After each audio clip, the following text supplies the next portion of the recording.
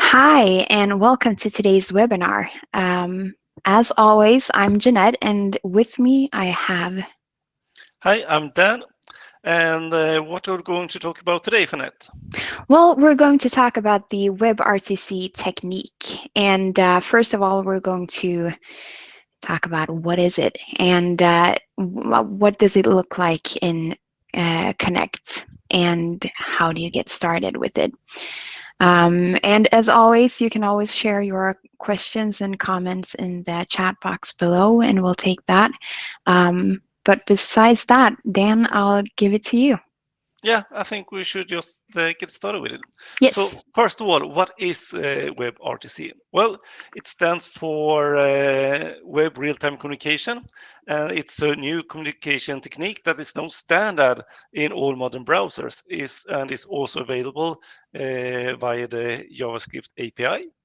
And the technology is mainly adapted for quality communication with microphone and camera, but also in the form of example, screen sharing. WebRTC is an open source technique that is supported by among Apple, Google, Microsoft, and Mozilla, among others. So does this mean that WebRTC is not exclusively for Connect? Yes, that's correct. It's an open technique, so it's not only for Adobe Connect. So there are other platforms that is using this new technology as well. And why Connect is using it is because of it should be much easier to join by browser only and have superior audio and video, of course. So that's the reason. So what does this mean in Adobe Connect? Well, WebRTC is a major step in qualitative communication with audio and video by those who join by the browser, and also between those who are joined by the browser and those who still are using the uh, application that is installed on computer. Virtually all differences between participating by the browser or the application has been erased. There is almost no difference at all between these two, as WebRTC also now can handle desktop sharing, for example. So in terms of sound, WebRTC has a much better quality than the previously audio protocol, now without any noise disturbance or the sharp sound that sometimes can be heard between the web participants and those who have joined by the application. But the biggest changes are visually those who joined by the web camera. So previously, those who have joined by the browser just could see one camera at a time, just like this. So it looks like same as in the mobile platforms. You have one live camera and the other in film strip mode where they all were paused, and you have to click on these to see and select which one should be live at the moment. But now with WebRTC, you can see exactly the same experience as those that have the application. You can see all cameras live with good quality. So now with WebRTC, you have a maximum of 20 cameras you can see active at the same time. So that's a really big change and a really big improvement, and that make it much more nicer, for example, for workshops when you work in breakout rooms, for example. Another advantage is that WebRTC is a standard in the browser, so it makes it just much easier with the rights to use microphone and camera on the website. So it's much clearer and much easier to directly get your equipment working in the browser. So would you say that the WebRTC technique is only regarding audio and video improvements? No, not really, because one of the biggest difference so far, except the video experience, was between those who joined by browser and application was the possibility to do screen sharing. Right. Previous, it was only for those who was using the application, but now with the WebRTC technique, you also have that functionality in when you join by the browser. So almost all differences are erased now between joining by the browser and the application. So that means that in the long run, the requirement or need for application will probably disappear, which in turns make it much more greater availability to join Adobe Connect and less need for IT support, for example, to install or update the application. You can now run Connect with the same quality and have all the functionality as the application. Nice. This makes the WebRTC upgrade one of the most important updates that we had for quite a long time, and once again puts Connect among the top platforms for webinars, training, and workshop with its functionality, accessibility, security, and customability with all these persistent rooms that the Connect can offer.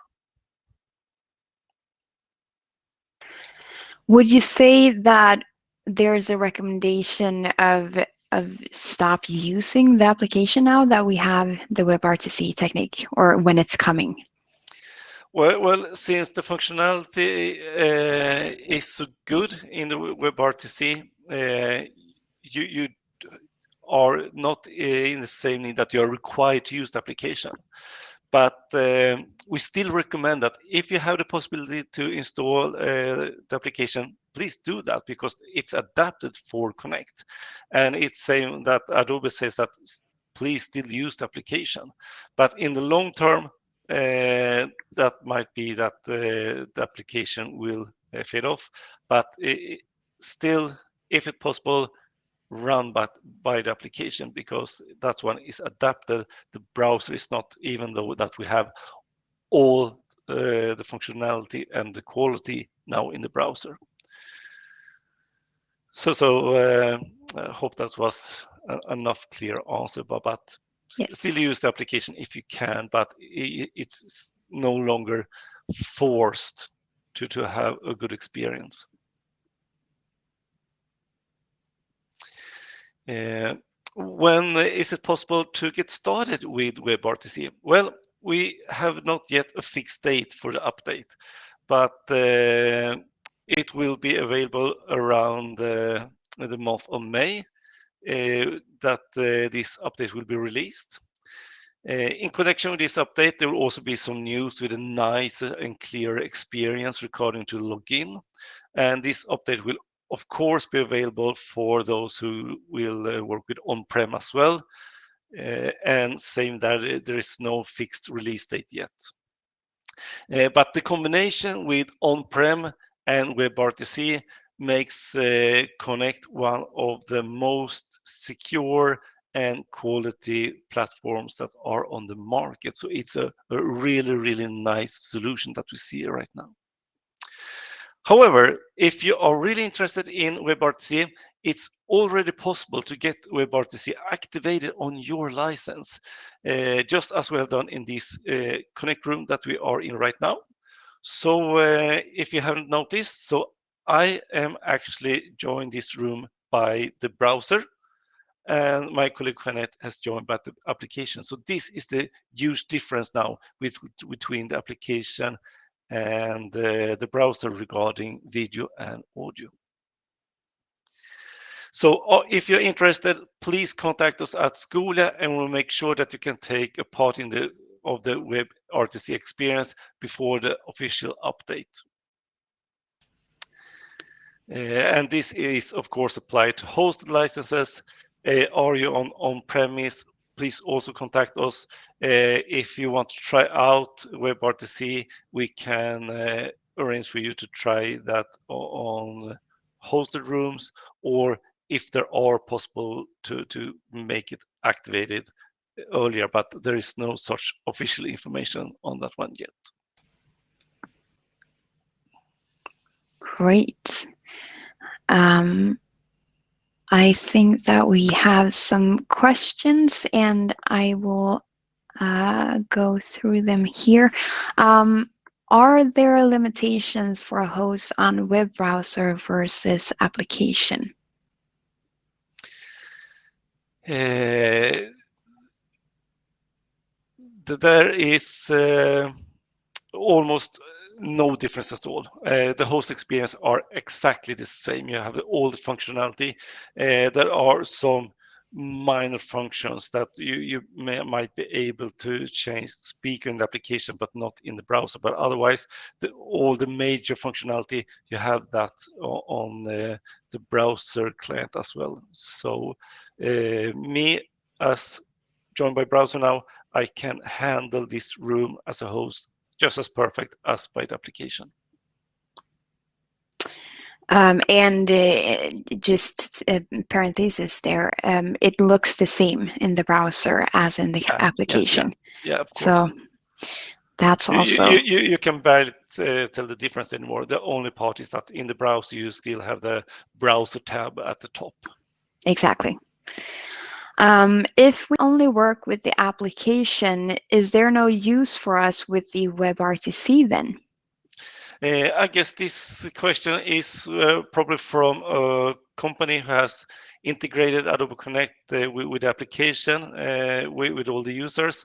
But remember that probably you will have meeting with external people, and for their sake, they can join easily and with good quality without installing the application, or if they not can be able to install applications. So of course you have use of the WebRTC technique, even if you have all the application internal, but there will probably be occasions that you will have meeting with external people. I came in late, so I might have missed this. No worries in that case. But I've heard that there is no longer possible to have more than 20 cameras live. Is that true? Well, you can actually have more cameras active. You can have 50 cameras active in the Adobe Connect room, but as it was before WebRTC, all the cameras were squeezed in the camera pod. So the more cameras you have, the smaller the camera images is.